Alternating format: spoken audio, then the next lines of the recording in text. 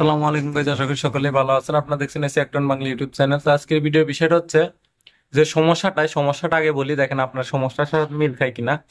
AC চলে, AC চলতে চলতে কম্প্রেসার বাড়তি দেখাচ্ছে যে হ্যাঁ কম্প্রেসার চালু আছে, বাট আমার কম্প্রেসার অফ হয়ে যায়। দেখা যাচ্ছে কম্প্রেসার অফ হয়ে যায়, আউটডোর ফ্যান চলে বা ইনডোর অফ হয়ে যাচ্ছে। এরকম সমস্যাগুলো নিয়ে যে যখন হয় তখন আপনি কি সমাধানটা করবেন বা এর সমাধানটা কি, বা যারা এসি ব্যবহার করেন তাদেরও উদ্দেশ্য করে বলি, যদি তারাও ভিডিওটা দেখেন তাহলে কি করবেন। আসলে আমার ভিডিওগুলো নতুনদের জন্যই। এই সমস্যাটা কেন হয় প্রথমত আমি বলি যে এসি চলতে চলতে দেখা যাচ্ছে চালু করছেন, রাত্রে খুব ভালো চলছে, সকালেও ভালো চলছে, বিকালে এরকম হচ্ছে, বা বিকালে চলছে রাত্রে এরকম হচ্ছে। এই সমস্যাটা কিন্তু সবসময় হয় না। এই সমস্যাটা মাঝে মাঝে হয়, দিনে একবার দুইবার, সন্ধ্যা টাইমে, বিকাল 5টা বা রাত 10টা এই টাইমে হয়। এটা মূলত হয় এক নম্বর হচ্ছে ভোল্টেজের কারণে। আপনার যে ভোল্টেজটা থাকে 220, এই ভোল্টেজটা যখন কমে যায় তখন এই সমস্যাটা হবে। এটা হয় একটা কারণ। আর একটা হচ্ছে আর্থিং সমস্যা হলে এরকম হবে। এটা হলে কিরকম বুঝবেন, দেখবেন যে আপনার এখানে যে দেখাচ্ছে যে আমার হ্যাঁ আউটডোর চলে, বাট আউটডোর লাইন দিয়েছে, বাট আউটডোরে ফ্যানও চলে কিন্তু আউটডোরে কম্প্রেসার চলে না।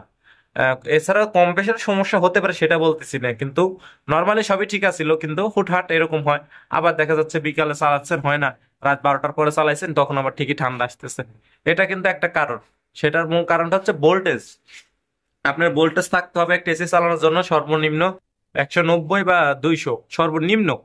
নর্মালি ভোল্টেজ থাকবে হচ্ছে 220, অ্যাকুরেট যে ভোল্টেজটা 220, বাট 190 আইলেও এসি চালানো সম্ভব।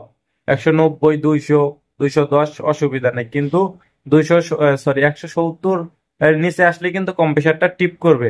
অর্থাৎ 180, 85, 75 থাকলে তখন কম্প্রেসারটা আপনার গরম হবে এবং এম্পিয়ারটা বেড়ে যাবে, আস্তে আস্তে এম্পিয়ার বেড়ে যাওয়ার কারণে কিন্তু কম্প্রেসারটা টিপ করবে।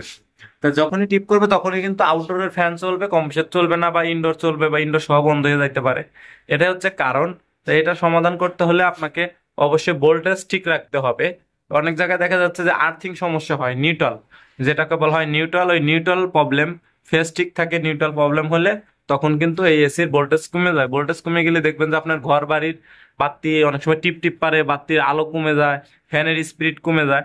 তখনই বুঝতে হবে যে আপনার এসি লোড নিচ্ছে, লোড ঠিক মতো দিতে পারতেছে না, তখন আর্থিং করতে হবে ভালো করে, বা নিউট্রালের তারটা ভালোভাবে জোড়া দিতে হবে। এটা হচ্ছে এর সমস্যা এবং সমাধান এটাই।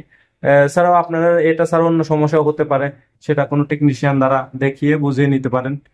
বা কোনো ভাই যদি দেখেন তাহলে এই সমস্যাটা করলে এইভাবে সমাধান করতে হবে, ভোল্টেজটাকে মাপতে হবে। দেখবেন যে এসির এম্পিয়ার বেড়ে যাচ্ছে হুট হুট করে, তখনই বুঝতে হবে যে ভোল্টেজ কম আছে।